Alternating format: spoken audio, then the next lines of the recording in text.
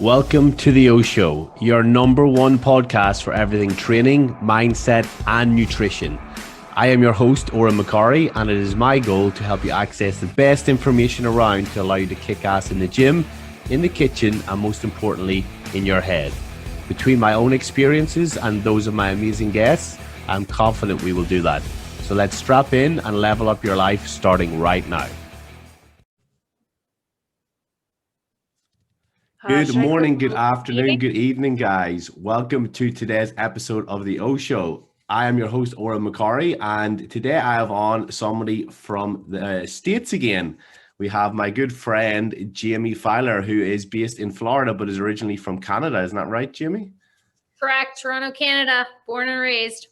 Nice. So it's currently 5 p.m. where you are, right? And it's 5 a.m. I'm fully caffeinated and ready to rock this morning. This is our usual time when we catch up, and I'm excited for the knowledge bombs. I always make sure I'm up at 4:30 and I'm fully prepared and ready for talking to Jaime on the call, because you're full of inspiration and positivity and motivation as well. So it's always a good start to my Wednesdays whenever we speak at this time. I appreciate you so much. Thank you for having me on. It's weird that like this time we're going to be talking about me as opposed to you. I don't know what to do with my hands. Awesome, mate. Awesome. So if anyone hasn't picked it up, me and Jaime talk once a month as part of the coaching that I'm in with TRM, Training Revenue Multiplier. And we catch up every fortnight, obviously talk about me. We're going to spin the tables. I asked Jaime to come on for our bonus business episode. So this is going to be coming out at the start of July. But Jaime is pretty much a badass with her whole business. Everything that she does has a very big structure to it and is very, very systemized and organized. So I thought, who better to jump on and deliver some knowledge bombs on the business, and not just the fitness business. You'll get some knowledge bombs out of this regardless of what business you're in. And Jaime, if people don't know who you are, please inform them about your lovely entry to the industry, how you've got to where you are now, and how you went from Canada to Florida. Let's get the full background. Oh my God. All right. Well, it started under unlikely circumstances. I started dieting when I was 11. Depending on whether you ask a psychologist, a social worker, my mom, or the 11-year-old version of me, you're going to get a different reason about why I thought I needed to be on a diet. But regardless of that, I just started counting calories. I started exercising more. It reached its peak, or I would actually say its valley, when I was 15 and hospitalized for the first time. I was an inpatient for 40 days at the hospital for sick kids in Toronto, Canada, followed up by a 2-month stint as an outpatient. And then the following year, I was hospitalized my third time for 2 nights, 3 days for kidney dialysis, because I had effectively shut my body down via anorexia. It wasn't until I was 21 that I decided to recover. There's so many reasons. I started to put more of a value on my life and what I could contribute to the world at large. My mom and I had just lost my dad in a house fire. And I also realized that if I didn't get better and recover by my 22nd birthday, I would have lived with an eating disorder as long as I would have lived without one. And that was no way to define your identity. So took me about 3 years, which isn't a long time in the grand scheme of things, but to go from 95 pounds to 180 pounds over the course of 3 years does something to your psychology and your physiology. Now, the whole time I was getting my degree in kinesiology at York University in Canada. I was training people in person. I was a spin instructor at the rec center at the university. I was training people online through the bodybuilding.com forums. I was working for bodybuilding.com. I was as much into the fitness industry as you could have been in the late 2010s. And I realized as social media started to grow that I wanted to have that be my platform, to be how I got my message of, I don't even want to use the word fitness. I want to use the word wellness and health out to the rest of the world. So Oren, from our coaching and the TRM classes that like my line is I help women with emotional eating and eating disorders overcome them in order to gain more confidence.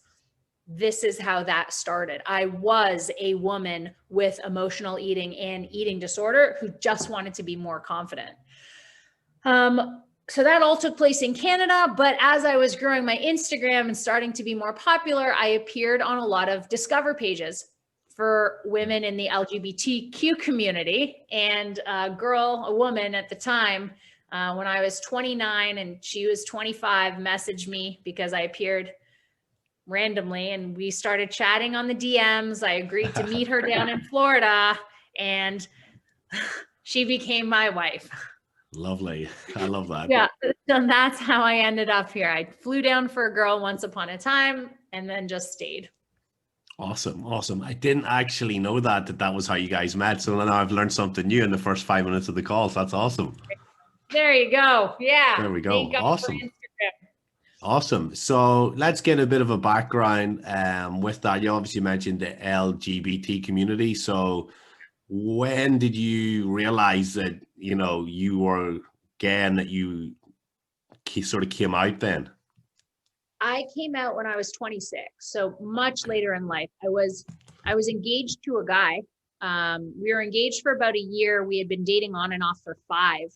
And, he was a nice, brilliant Jewish boy. He was everything my culture wanted me to marry. We were gonna have nice Jewish babies. I was gonna be a nice Jewish wife and mom, and he was gonna be a great Jewish dad. And it went awry. Yeah. Now, with that being said, it's not like I ever cheated on him or lied to him or did anything. But we sat down one night and I said, listen, I know this is going to sound cliche, but it's not you, it's me. I just don't think I like men. And he said, okay, well, I guess there's nothing I can do. And I said, thank you for understanding. Yeah. And then I started dating my massage therapist shortly thereafter. Right. Okay. Yeah. Yeah. Okay. Yeah. Yeah. Interesting. So how was that experience for you? Just as a bit of background in case people are maybe going through that. Obviously, that's obviously quite a hard thing. You've got the Jewish culture. You're on this track to be like the perfect Jewish wife or the great husband. And then to have to come out and essentially shatter that world to pursue who you knew you were. Like, that's quite a life-defining moment, right? I would say so. It's definitely one of the most pivotal moments of my life. Like, we're only given a few waves in our lifetime to make a really big splash. And that was one of them for me for sure. But listen, it's not like, oh my God, I'm probably going to end up being offensive, but I apologize in advance.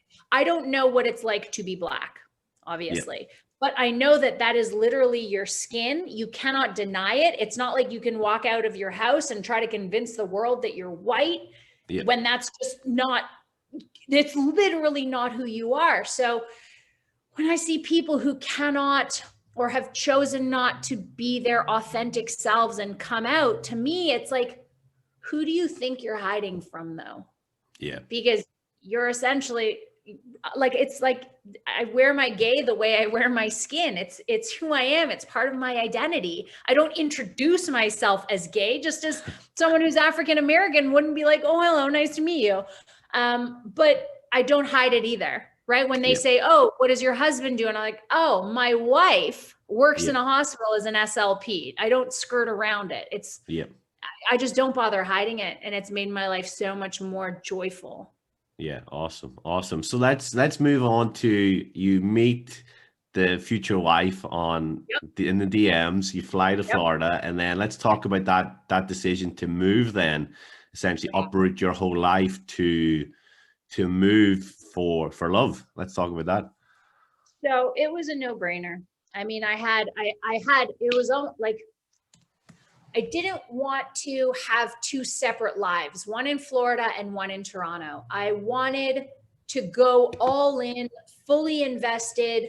Let's see what it's like to live together, because I don't only want to see you 1 or 2 weekends a month. cost me a fortune and cost you a fortune in flights. And we'll only ever get 3 days max a week at a time because both of us have jobs. I'd rather literally give up everything I know to take a chance on love. And if it doesn't work, I can always go back to everything I know. I still technically had a safety net, but I'd rather leap off a cliff and see if I have wings than stay on the safe side of the cliff and never experience what else is out there for me. Yeah, massive. And what was your safety net at the time then, Jamie, with jobs? What were you working as at the time? I was the editor-in-chief of Canada's biggest bodybuilding magazine. Nice. Okay. I had a pretty good gig. I was flown to the Olympia, the Arnold, the Europa. I covered shows. I interviewed everyone from Ronnie Coleman to Oksana Grishina to anybody who ever touched the Sandow Trophy. Muscle Insider got an interview with them, and they sent me to do it. So it was, prior to what I do now, it was literally the best job I could have asked for. Yeah, okay. So that's another big thing, right? You're obviously big in the bodybuilding world. You've got this really cushy job with loads of perks, like you get to meet your idols, and you're giving that up as well. Like that's another big move. It's not just like you're working down your local rec center as a PT and like, oh, I fancy a new move. Like, yeah. But it came to a point where, and I respect this, especially now as an entrepreneur, the owner, the publisher of the magazine wanted to focus on grassroots bodybuilding. So he still wanted to put Ronnie Coleman on one of every 5 covers throughout the year. He still wanted Jay Cutler and Dorian Yates to be on covers. And I said, this isn't who I am anymore. Once upon a time, absolutely. I mean, I still respect Ronnie Coleman, but like, it's not about the 6-pack, the abs, and L-carnitine anymore. I need more. My heart needs more. I need to actually serve a community and impact a community rather than just getting people shredded.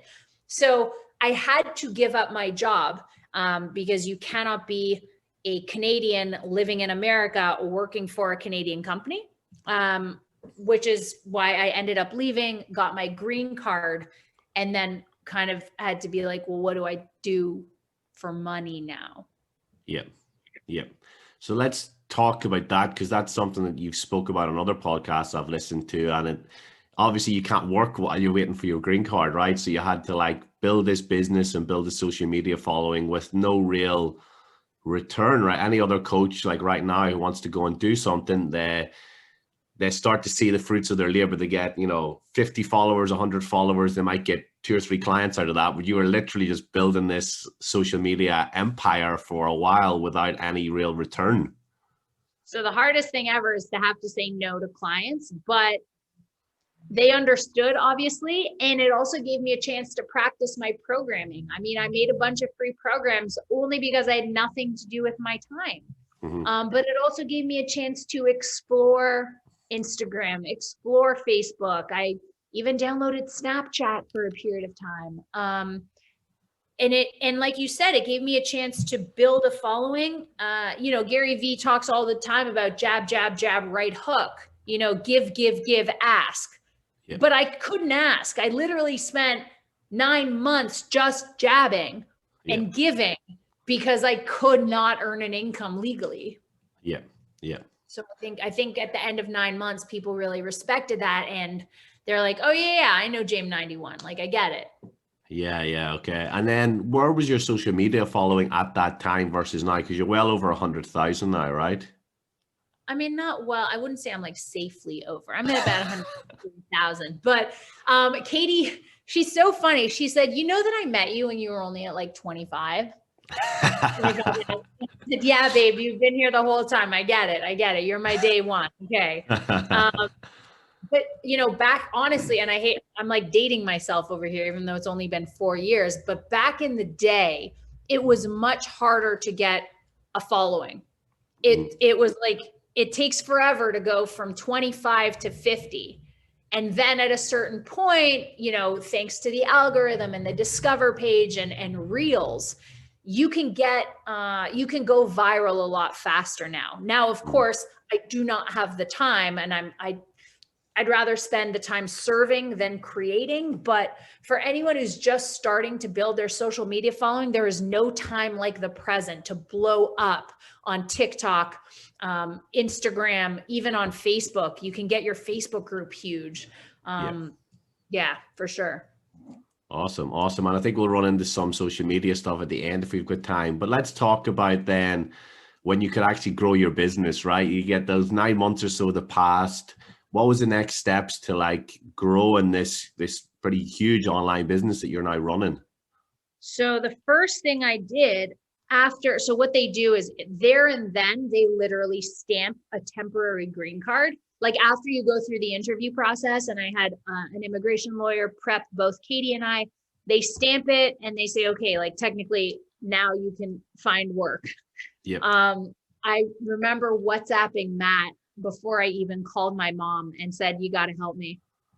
Because he was pushing and pushing and pushing. And he's like, let's go. Like, let's get you training people and let's get you in TRM. And I'm like, you don't understand. Like, I legally cannot collect money, Matt. Yeah. And as you know, from working with me, I'm the type of person that like the second you tell me to do something, it's as good as done. So I didn't want to take all of this information he was giving me and just sit on it for an indefinite amount of time. So that's why the second I got my green card, I contacted Matt to join TRM. And I would have rather him taught me from the ground up than try to pick up a bunch of shit in the last 9 months that may or may not work, and from various sources and various influencers and business coaches. I'm like, no, you know what? I don't even know if your thing works, but like, I may as well learn your system and then see what happens once I graduate. Yeah. Perfect. So what year was that then, Jamie, that you started coaching? January 21st, 2019. Okay, yeah. So just over 2 years ago, right? And you've now grown it to 2.5 years later, or just over 2 years later, to a pretty huge business. So let's talk about that, because that's going to have its own little struggles, its own journey for you to go through. So let's talk about going from getting your first clients. You've obviously got like the social media backing, and you've been, like you said, jab the whole 9 months. How did you then go within the first, like, let's say the first year, in terms of growing this business, and what challenges did that present? Man, this whole thing is gonna sound like one giant advertisement for TRM. But guys, I was not paid. I don't have a coupon code. But the truth was, I knew nothing. So just as, if you want to be a pro basketball player, you know that you have to start, with an open team, and then you go to the AAU, and then you play NCAA, and then you get recruited and you go to a D League or G League, maybe play in Europe for a little bit, and then you get pulled up to the NBA. TRM started with trainers who make less than $5,000. So I obviously qualified. I was selling programs for $75 a month, and you got like custom nutrition and custom training, and you got to talk to me whenever you want, and everyone had my phone number. And then Matt taught me the ropes, and we went from like 0 to 5, 5 to 10, 10 to 15. And again, through the TRM, I don't know what you would call it. I guess like the growth process. There was TRM 10K, then there was TRM Platinum, there was TRM Diamond. And I just kind of, with every phase of my growth, I just kept learning from Matt what was required to sustain that level, because the amount of work you put in when you're trying to go from 0 to 10 is not the same amount of work from 10 to 20. It's a different kind of work, but it's less work. Yeah. Right? Because I'm not doing everything. There are certain systems in place. There are VAs now. You know what I mean? There's somebody else managing your social media. So it was a process that I had to learn and be okay with giving up full autonomy of my business, and being okay with overseeing a lot of things rather than, being directly involved with every single piece of it day to day. Yeah. And if you were talking about that growth from, say, 0 to 10 and the challenges that presented, what would you think what's the main thing that people need to focus on when they're going through that stage of, all right, I want to get to 10K a month? What's the one biggest rock that they can start moving right now? Their mindset. And I know that sounds like a cop-out answer, because there should be a magic pill, but just as in weight loss, I mean, the question, all you say is 0 to 10K, change it from 0 to 10 pounds. What's the biggest difference? Your mindset. Do you think you can do it? Are you willing to put the work in? Are you willing to be at the gym at all hours to get that cardio in? Are you willing to put in the time and effort to track your macros? If no, then you might stop at 2 pounds. Well, if you don't put the time into your business, into learning Instagram, into learning Facebook ads, into learning funnels, into learning CRMs, then cool, you too will be stuck at 2K. Yeah. Yeah. And So how much did you then start to outsource that, or was it like a set amount where maybe when you moved from the TRM group to the TRM elite or the next level of income earning, when did you start to outsource maybe your ads, your funnels, your VA stuff?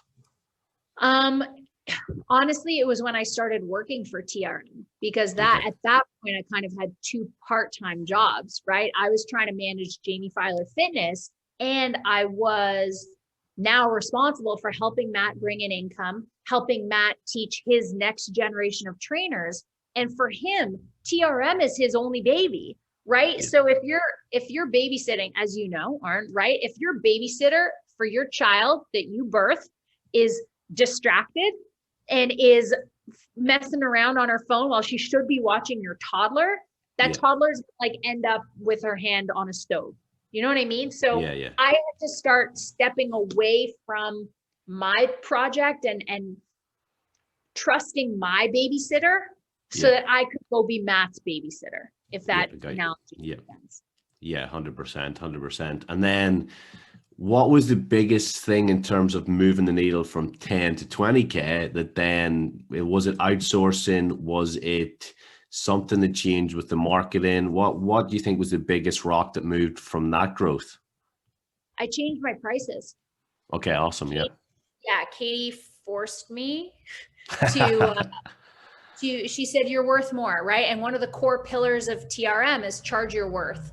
And I just didn't believe in my head that people would go from 99 to 147 and from 147 to 199, and that I could also have a 299 and a 399 offer that people would purchase. So it was introducing my tiered model of personal training that allowed me to keep growing, because now I have a bunch of people at my gold and my platinum, and then obviously a ton of silver. There'll always be people in silver. Yeah, awesome. So first thing was, grow that bad boy, put in the hard work. Then it was like start to charge your worth, right? Yes. Which 100%. Obviously, like you said, is a big part of TRM, and it's something that I think it's another mindset shift, right? The first mindset shift is, are you willing and ready to do the work to get to 10K? And then it's like, well, hang on, is the package worth more? Like, what do you provide for what you're charging for? And there's got to be a fair exchange. If you think that you're maybe doing more than what's needed, like for example, that $75 option that you first had, like that was so much value for such a cheap price. Like you will keep clients forever on that, but it's not going to sustain you because you know that you're worth more. I was going to say I'd need to keep 300 clients on that to sustain me, and that's just not reasonable. Yeah. And then what's the difference roughly with $75 by 300 clients versus your new price rates whenever you did that? How many clients would you have sort of needed to maintain your, let's say 20K a month then if you were building up towards that? I don't know, because I've never been and never wanted to be one of those trainers who said, hey guys, limited spots available. And listen, I know that's contrary to everything a marketing book will teach you about urgency and scarcity, but in our industry, Oren, you cannot deny someone health. And that's why I have 3 different options, because I want us to find common ground. I'm going to put my time in, but just enough. And then if you need to give me your lowest possible investment, then that's what we're going to do to get you healthy. But I just never wanted to say no to people. So I know how many clients are on my roster. I know how many are in each tier, and life has just transpired in a way that I've not bitten off more than I can chew at the silver level, at the gold level, or at the platinum level. I can still go on vacation. I can still afford to put a roof over my head and food on the table. I can still afford to do TRM part-time. It's just, I don't know, the universe sent the right people to me in those different categories. Yeah, 100%, mate. And let's talk a bit about that, like time management, because obviously where you're at now is a huge leap from what we've discussed before in terms of what you're bringing in per month. And it's a very automated, systemized business. I think I heard on another podcast you work like maybe 4 hours per day, where it's very structured, focused work. And you obviously have time away. Like I see you on all these great vacations with your wife and friends. And like you're just having that downtime, which a lot of business owners can't do, right? They're scared of taking time off for whatever reason. And you seem to be doing it with style. So let's talk about one, so people understand like where is the business at now in terms of what you can bring in with the how systemized it is, and how you can also take the time off running a business that is that size then. Because obviously if they can understand the income and what level it's at, but yet you're still making time for your wife and your friends, that's a massive thing as well. People want that freedom to do what they want when they want within their business. So it's funny, Matt, the subject of our Facebook Live today was why high performers specifically need time off. And he said, when did you realize that time off was a good thing? And I said, when I hit my first 40K month, which was November of last year, while away in Costa Rica with Katie. And he said, and why did you realize that you needed time off? And I said, I was working. She allows me to work on vacation. She allowed me 90 minutes a day. However, I wanted to divide that over the course of the week.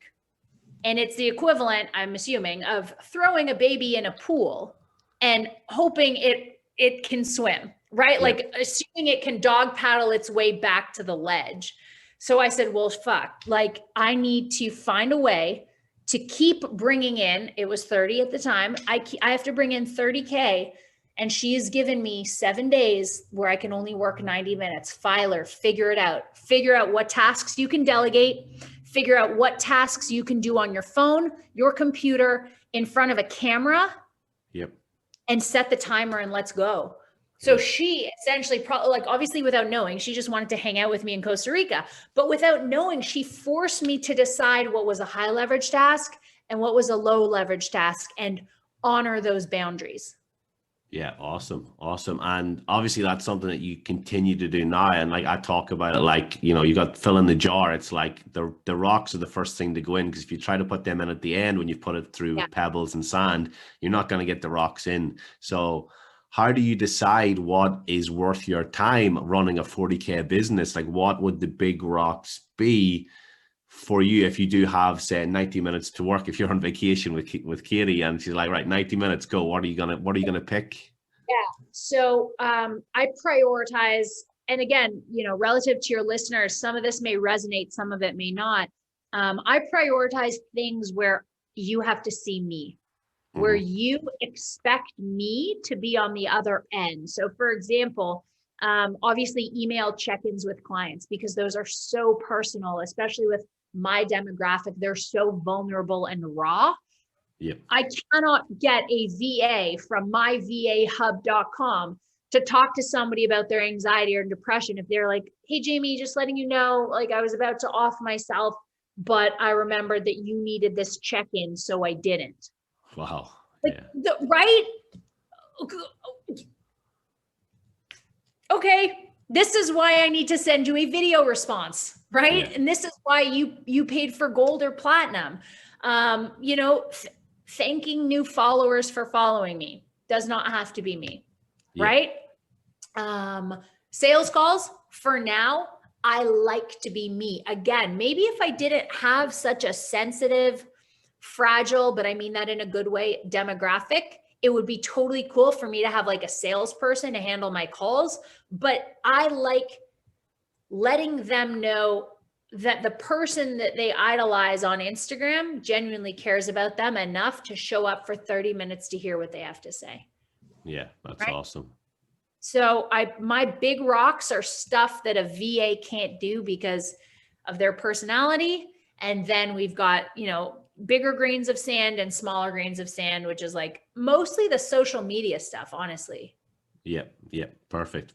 And that's similar to me. I don't have a VA yet, but I always sit down each day and think of, right, what do people need me for? Like podcasts, I need to be on to host the interview, right? If I've got a mentoring meeting, it's, or clients, if somebody's got clients in the gym, that's obviously a big rock. That to me is something that probably shouldn't even be one of their big three tasks of the day. My big three after all the face-to-face stuff is like, right, what do I personally need to do out of all the other less face-to-face stuff? Because I don't have that VA yet. So guys, if you don't have a VA, like treat your face-to-face stuff as that's non-negotiable. You've got to turn up for that shit, and then start to prioritize the little tasks as which are most important, order them 1, 2, 3, and then, you know, work your way through them. But yeah, what about downtime, like in terms of being creative, right? Because some people say when they go away on holidays, they're chilled out, they're relaxed, they're away from their normal work environment. Like if you're normally sitting there at your table doing calls, whatever, you can sometimes like lack the creative spark to move forward. And sometimes people will be like, oh, I had this great idea when I was on holidays, came back, implemented it, and the business has skyrocketed. Do you find yourself very creative with things whenever you're away and just sort of switched off?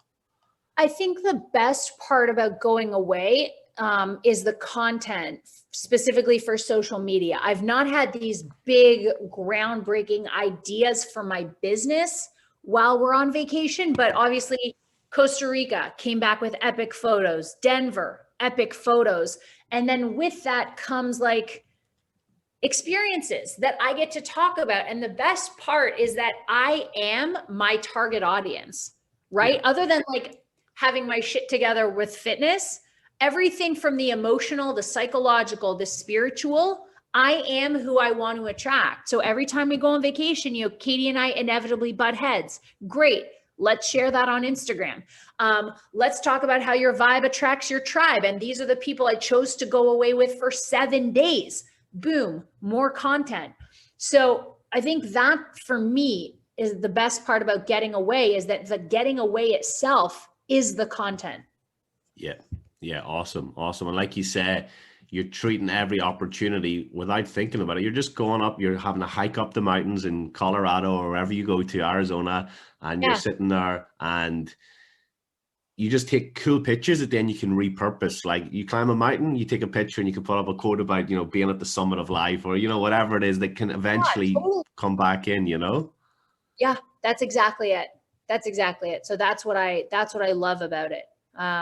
Also, you know, it reminds me every single time we go away. I typically not even okay, unless we're going back to Boston where her family lives, I will buy our plane ticket. I will buy our food. I will buy our hotel. Yeah. So every time we go away and I get to treat my wife the way she deserves to be treated, I am reminded why I work so hard, so that she doesn't have to, you know, she's on salary, whatever. She loves what she does, which not a lot of people can say, whether they're entrepreneurs or employees. But I'm like, oh yeah, this is why 40K is meaningful. Not to brag about it, not to get on more podcasts, not to get a plaque from Matt, but so that she says, you want to go to Vegas? I'm like, I'm already on it. You want to go to Denver? You got it. Yes. Yeah. You know? Cool. Awesome. And one thing you said there, Jamie, was that you are your target market. So how much do you feel like being in the LGBT community that you attract those sort of people? Because a lot of times people will stick by it. See them, like there's a couple of trainers where I work here, and they get one gay client, and then all of a sudden they've got 2 and 3 because like the word spreads like wildfire. Do you find that that's been a big part of your client base? Because obviously you mentioned like your confidence issues and stuff before. That's a big part of your demographic, but does the gay stuff come into it as much as you would have thought, or less than you would have thought? Probably as much as I would have thought. And it's also who I specifically market to, right? Like, you know, my Facebook ads geared towards the LGBTQ community and interests. But I think more importantly than that, and the way it's sad to say, but even in 2021, gay people still need a safe space, because you never know. So that's why your friend who's a trainer gets one gay client and they're like, oh, he's a safe space, right? If you know, okay, so I used to be a head coach of a CrossFit box, and it was ABF, always be flexing. But when I became head coach, all of a sudden there were like 2 more gay girls and then 5 gay girls. And we called it gay BF. Okay, yeah. Because, you again, your vibe attracts your tribe. But if you see, 3 gay girls, you're like, okay, so they're not going to make fun of us, right? And they're not going to sexually harass us, and they're not going to call us dykes. Like, everything is going to be okay here now. Yeah. Okay. That's massive. And yeah, it's something I guess that I would have thought about the safety thing, but never actually put the word safety on it, but that 100% makes sense. If you're known for being that safe space, that, that like reflective and empathetic ear to them and their journey, and just you understand them because you are one of them, and they know that you're part of this group of people that's going to be supportive, then that's exactly what they need then, right? That safety net, like you say. And then what about, oh, sorry, go ahead. I was going to say, with any pain point, I believe that you should experience it. So for example, if you are a contest prep coach, you have to, I know that people make fun all the time of bikini girls who do one show and then turn into a coach, but the only reason I want to give them credit is because they understand what it's like to put in 90 minutes on the step mill, twice a day and go down to 1,200 calories. They could do that to somebody else because they did it themselves. So there's something to be said for feeling the pain point, regardless of whether it's hunger, the Stairmaster, or like discrimination and homophobia, of understanding and empathizing with your target market. Yeah, 100%, mate, 100%. And what I was going to say before was how much of it would be related to people like with eating disorders and different things, because you talk about that on your social media, but it's not a huge part from what I see. So do you still get people who experienced that, or maybe are just coming out the other side of that? It's hard, and I don't typically advertise it because it is such a fine line. Like, if someone hasn't completely recovered and they're okay with it, you could send them into a spiral really, really quickly. And obviously they could lie to you about how far into their recovery they are, how stable emotionally they are. So what I will typically do with them, instead of actually training them, is just book calls and then charge like an hourly rate or something like that, in order to get a sense of where they are and talk about my experience and their experience. But I don't typically train them in a hands-on way unless they're like assured me that they're 5 years sober and recovered and everything's fine. Yeah. Okay. Massive, mate. Massive. So we covered a lot, but what I want to sort of finish on is some rapid fire tips on 2 topics. So, queen of time management, you run this huge business and you sort of delegate a lot. So what would be your 3 top tips for people to start to manage their time better, whether it's in their own business or maybe in their career in an office? Like, what do you find the most effective rocks with that? Sure. Number 1, CRM. I think it's client retention manager, client relationship manager. Either way, have a database. Try to make it as professional as possible, because that's going to be what automates a lot of your campaigns. So if somebody reaches out to your website, and then the CRM can send them an automated message that you don't have to worry about until you get on a sales call. The second one, fiverr.com. That is the best place to find a VA until you're ready to put somebody on a salary. They can design an ebook for you. They can make a PDF for you. They can answer your DMs. They can even help you with Instagram growth. They can send out emails to every old client you've ever had. But again, if you're not at the point where you're comfortable paying somebody's salary, then you pay them for like 4 hours or 5 hours of their time. They all have flat rates. And then the last one is make your schedule. Don't wing it. Okay, well, it's a Saturday, so it doesn't matter. But like every hour from 6 a.m. to 9 p.m., I typically know what I'm doing. Now, obviously, after 6 p.m., I'm not really working. Sometimes it's after 3 p.m. But similar to your analogy about the big rocks and then the sand, put in the fixed stuff first. And then the like second priority tasks, and then fill in everything else with small sand. Cool. You have an hour here. Great. Let's reach out to all our new followers. You have half an hour here. Awesome. Let's go live on Facebook so that our Facebook group sees our face. You know what I mean? Yeah. Perfect. So those would be my 3 biggest tips. Awesome. And then with hiring a VA, Jamie, obviously you go on Fiverr.com, it's people from all over the world. It might be Pakistan, US, the UK, wherever. How do you go about picking somebody? And essentially, if you're talking about giving them Instagram tasks, you're trusting them with your login. So how do you go about finding the right person? Because some people might be like, yeah, cool, but I'm not really ready to give up this sort of stuff to somebody I don't know. Okay. Hire a client who has the time. Okay. So my actual VA, so obviously I have Fiverr to do tasks for me, but like my VA who's working in my business, and she has my Instagram, she's got my Facebook login, and she has my Gmail.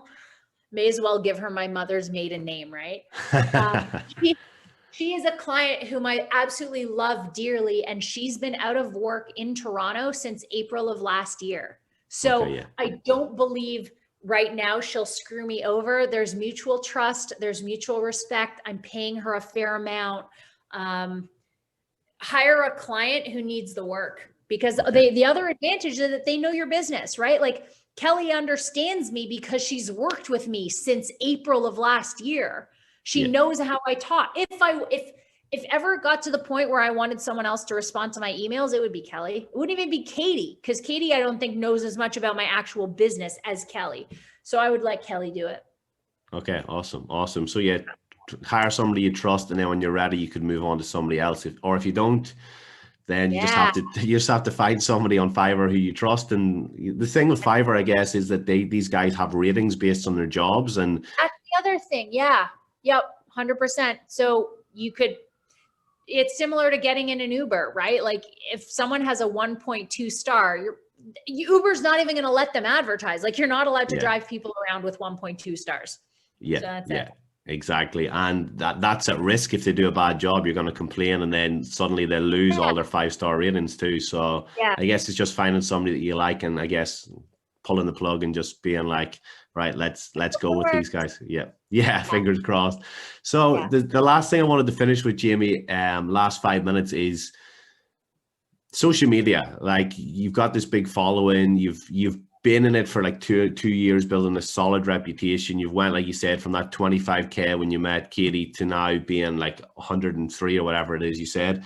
What will be the 3 biggest things you could say for somebody looking to build that and potentially monetize that as well, in terms of bringing people into their business that they can help and in exchange earn money from it? Okay. Shit. Man, we could spend like half an episode. Okay.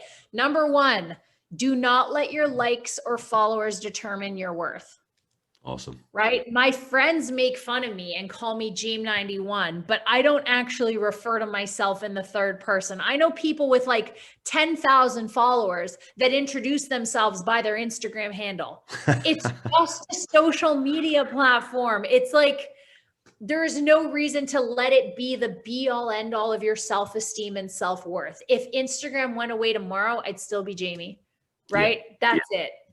So that's the first thing. The second thing is you need to offer value, right? Yeah, there's money in these people's pockets. And of course, we're thinking of how to monetize this platform and that platform. But at the end of the day, they're also human beings on the other end of the phone. And it's human beings who give you their money, not robots. So earn their trust, educate them, inspire them, entertain them. Remember that they're just like you. They have a heart. Their blood is red. Like, don't go after them for the money. Just ask them how they're doing. Treat them like people.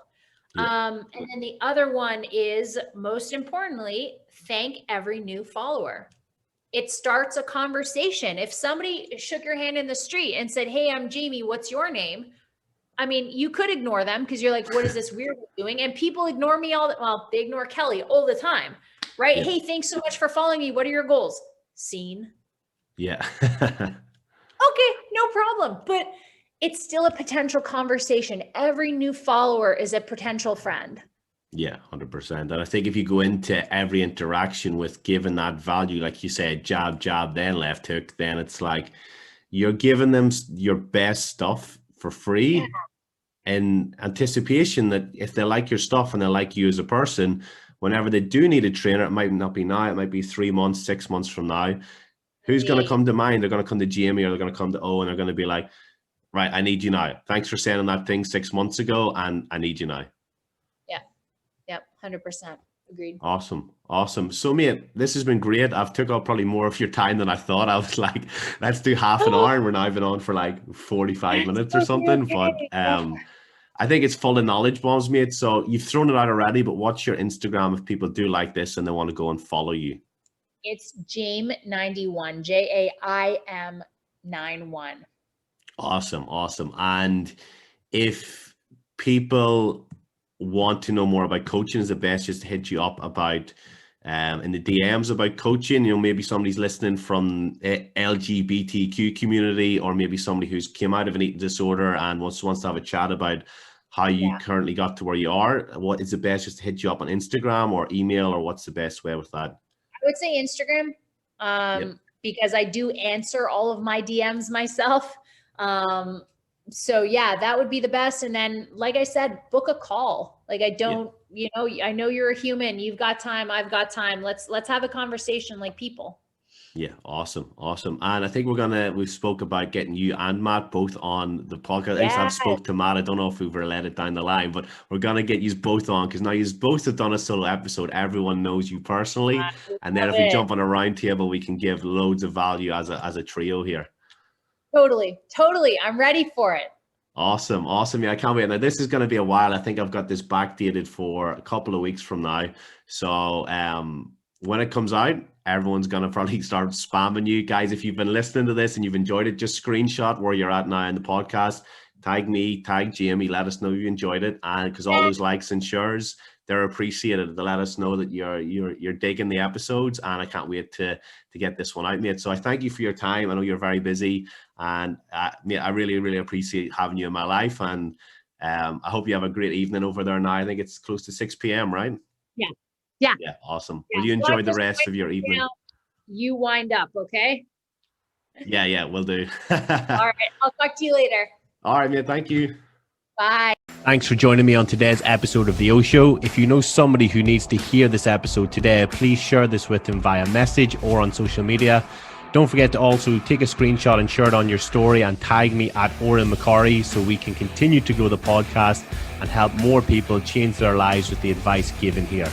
Also, keep the 5-star reviews coming over on iTunes, as that helps people who normally wouldn't listen to the show find it and get the O Show in their ears and drive the podcast forward to help more people around the world with the advice here.